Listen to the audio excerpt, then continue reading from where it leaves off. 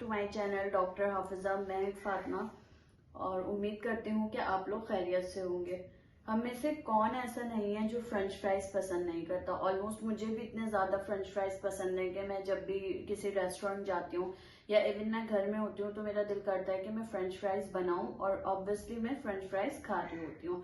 इसी तरह जिस घरों में बच्चे होते हैं वो ज्यादा बेहतर तौर पे जानते हैं कि वो जो है हर वक्त फ्राइज की फरमाइश करते हैं या बाजार से फ्राइज लेके आ जाते हैं, या ऐसा होता है कि वालिदैन अक्सर जो है लंच में फ्राइज दे देते हैं। फ्रेंच फ्राइज यानी फिंगर चिप्स भी जिसे आम जबान में कहा जाता है, या आलू के जो चिप्स होते हैं तेल में तले जाते हैं।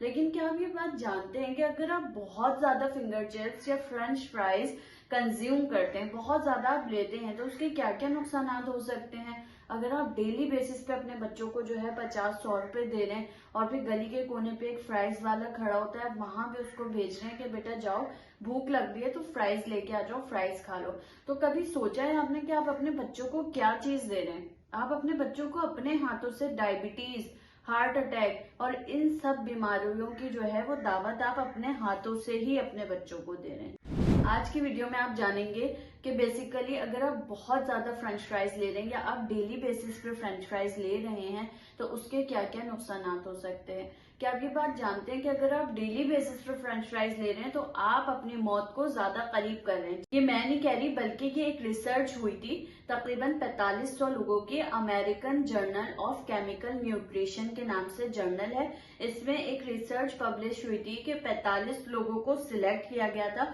और अगर वो हफ्ते में जो है 2 बार से ज्यादा फ्रेंच फ्राइज खा रहे हैं तो देखा गया था कि उनका 75% रिस्क जो है वो डेथ का बढ़ गया था। जी हाँ, अब आप खुद सोचें कि मतलब कितनी हद तक खतरनाक हो सकता है। अच्छा, इधर आके उन्होंने ये बात भी बोली कि देखें ये जो रिस्क है ना ये आलू से ज्यादा हाईएस्ट नहीं है, क्योंकि देखें ये जो है आलू आप खा रहे हैं ये कार्बोहाइड्रेट है, लेकिन इन्होंने कहा कि आप जिन ऑयल में तल रहे हैं, क्योंकि बाहर जिन ऑयल्स में तला जाता है तो वो ऑयल सही नहीं होते, तो ये ऑयल की वजह से रिस्क फैक्टर बढ़े थे।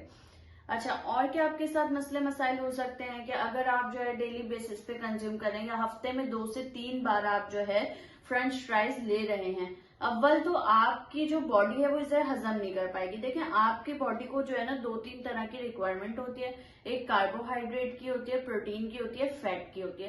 कार्बोहाइड्रेट ना बस जाते हैं जिस्म में और फौरन एनर्जी प्रोड्यूस कर देते हैं, जबकि अगर आप फैट्स की बात करते हो तो फैट्स जो है बहुत देर से हजम होते हैं। अब जाहिर सी बात है आपने फ्रेंच फ्राइज अपने बच्चे को खिला दिए पेट भरने के लिए, बाद में क्या होगा कि अब उसका पेट तो इस वक्त भर गया लेकिन मैदे में आपके जो है बच्चे के वो फ्रेंच फ्राइज पड़े हुए हैं, देर से हजम होंगे।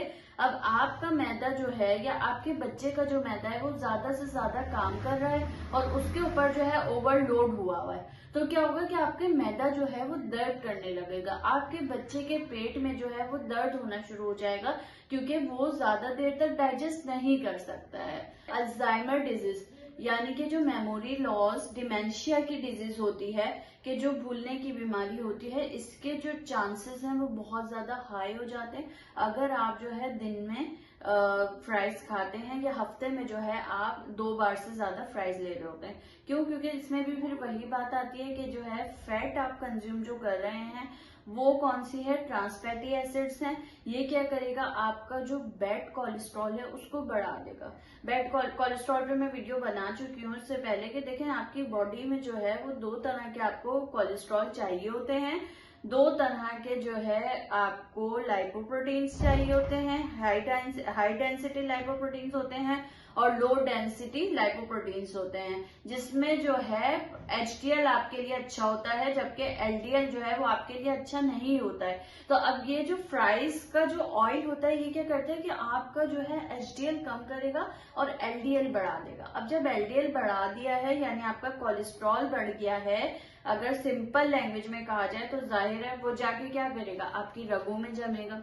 रगों में जमेगा, ये क्लॉट पैदा कर देगा। अब क्लॉट जाके दिमाग के किसी रग पे चिपक गया, खून की सप्लाई वहां से बंद हो गई। अल्टीमेटली क्या हो गया, फालिज का, स्ट्रोक का जो चांसेस हैं वो बढ़ गए। इसके अलावा क्या होगा कि जब आप रगों में जमने लग गया है तो क्या होगा कि रगों के ऊपर जो है प्रेशर बढ़ जाएगा। प्रेशर बढ़ा इसका मतलब कि आप जो है हाई ब्लड प्रेशर के शिकार हो सकते हैं। इसके अलावा अगर जो है हाई ब्लड प्रेशर के आप शिकार हैं तो क्या मतलब है कि आप जो है वो हार्ट के भी पेशेंट हो सकते हैं। ऑब्वियसली आपका जो हार्ट है वो एक वक्त तक प्रेशर बर्दाश्त करेगा। डायबिटीज का बहुत ज्यादा रोल है। क्यों? क्योंकि देखिए, अगर आप कार्बोहाइड्रेट लिए जा रहे हैं, कार्बोहाइड्रेट को सिंपल लफ्जों में अगर कहा जाए तो ये शुगर्स टाइप के होते हैं। अब आप अगर जो है रेगुलर जो है कार्बोहाइड्रेट लिए जा रहे हैं, आपकी इंसुलिन निकलती जा रही है, एक वक्त आएगा वो जल्दी जल्दी निकल के खत्म हो जाएगी। आपकी डेली रिक्वायरमेंट है कि भाई आपने इतना कार्बोहाइड्रेट लेना है, उसकी जगह आप इतना ज्यादा कार्बोहाइड्रेट लेना है। ऑब्वियसली इंसुलिन भी उसी हिसाब से निकल रही है। तो इस तरह से क्या होगा कि आपके जो है डायबिटीज के चांसेस भी बहुत ज्यादा बढ़ जाते हैं। अच्छा, आप ये मुझे बताएं कि इम्यूनिटी क्या होती है।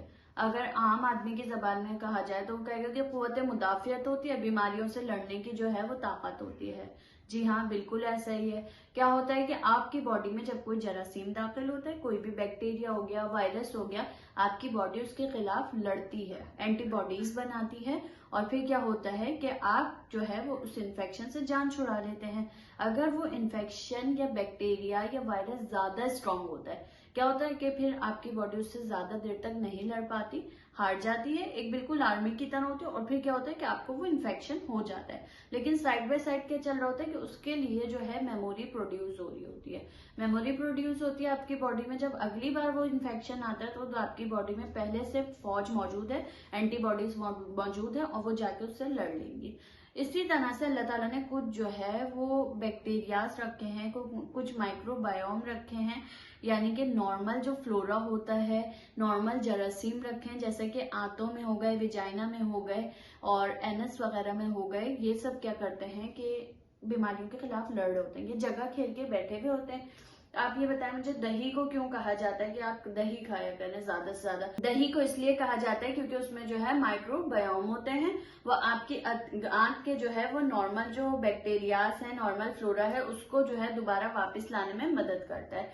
इसी तरह अगर आप हाई फैटी एसिड्स ले रहे हैं, high content of fatty acids, यानी कि हाई कोलेस्ट्रॉल ले रहे हैं, तो क्या होगा कि आपका जो नॉर्मल फ्लोरा है, या जो कुदरती तौर पे अल्लाह ताला ने बैक्टीरियाज बिठाए हुए हैं, वो जो है कम होना शुरू हो जाते हैं, और उसकी जगह क्या होगा कि फिर दूसरे खराब बैक्टीरियाज आना शुरू हो जाएंगे, और इस तरह आपकी इम्यूनिटी भी डिस्टर्ब होना शुरू हो जाती है। और अगर आप मुसलसल फ्राइज खा रहे हैं तो यकीनन आप बीमार भी पड़ सकते हैं। उम्मीद करती हूँ कि आज की वीडियो आपको पसंद आई होगी, और ये भी उम्मीद करती हूँ कि अब आप अपने बच्चों पे कंट्रोल करेंगे कि रेगुलर बेसिस पे आपने फ्राइज नहीं देने, अगर देने भी हैं तो घर में बना के हाइजेनिक और अच्छे ऑयल में जो है वो फ्राई करके देने हैं। मिलते हैं इसी तरह की अगली वीडियो में। अल्लाह हाफिज।